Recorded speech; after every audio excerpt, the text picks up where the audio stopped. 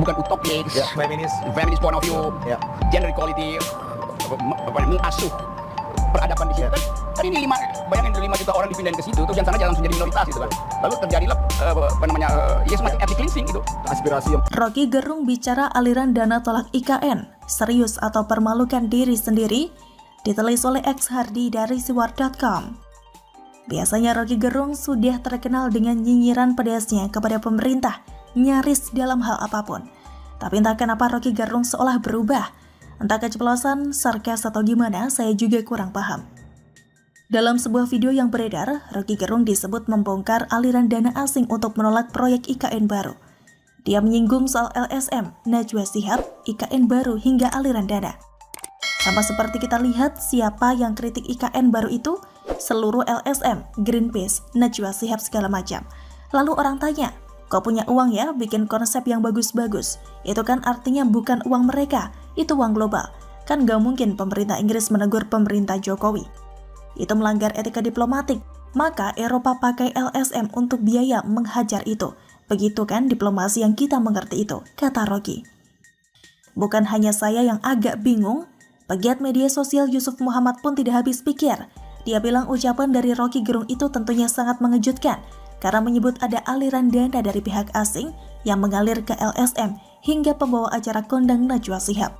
Tapi dia tidak tahu apakah narasinya itu merupakan keceplosan yang malahan membongkar aibnya sendiri atau tidak. Ini kan parah sekali dan mengejutkan sekali menurut saya. Nah, saya tidak tahu apakah Rocky Gerung ini keceplosan atau kepleset lidah. Karena kalau saya amati ngomongnya itu jujur banget. Dan itu jelas-jelas secara eksplisit disampaikan Rocky Gerung saat acara diskusi soal pemindahan IKN baru, katanya. Kalau apa yang dikatakan Rocky Gerung adalah benar dan bukan sarkas, bukankah ini sama saja mempermalukan dirinya sendiri? Karena Rocky Gerung adalah salah satu yang gencar menolak pemindahan IKN. Bukankah dengan ucapan ini publik mengaitkan Rocky juga bagian dari mereka? Dan satu lagi, kita semua tidak asing dengan apa yang diucapkan Rocky Gerung terkait beberapa kelompok yang dibayar untuk menciptakan propaganda dan narasi untuk kepentingan tertentu. Ini juga bukan rahasia umum lagi. Tapi kalau Rocky Gerung yang ngomong begini, ya rasanya aneh aja. Bukan stylenya ngomong begini, apalagi sebelumnya sangat gencar mengkritik IKN baru. Beberapa waktu lalu, Rocky juga berkomentar atas kabar perusahaan JK yang dikabarkan berencana menggarap IKN baru. Nah, ini Pak Yusuf Kalla yang sedang kita minta jadi peneduh keadaan.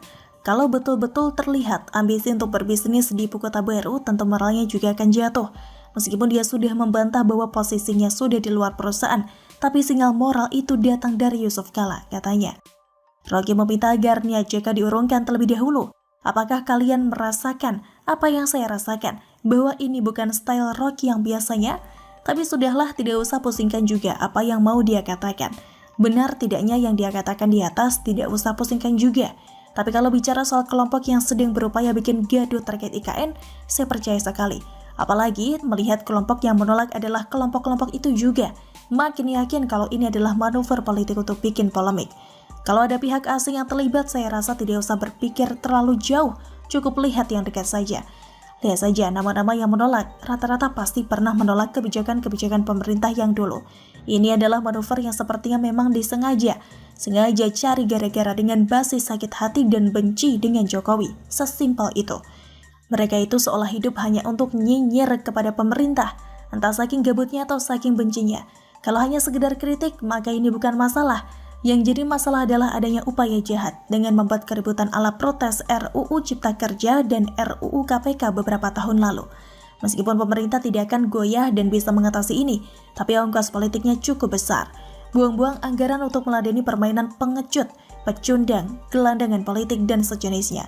Kalau sudah sakit hati, benci, nafsu politik, makin menggila dan ada dugaan kecipratan dana, maka semuanya bisa saja terjadi, bahkan kemungkinan terburuk sekalipun. Bagaimana menurut Anda?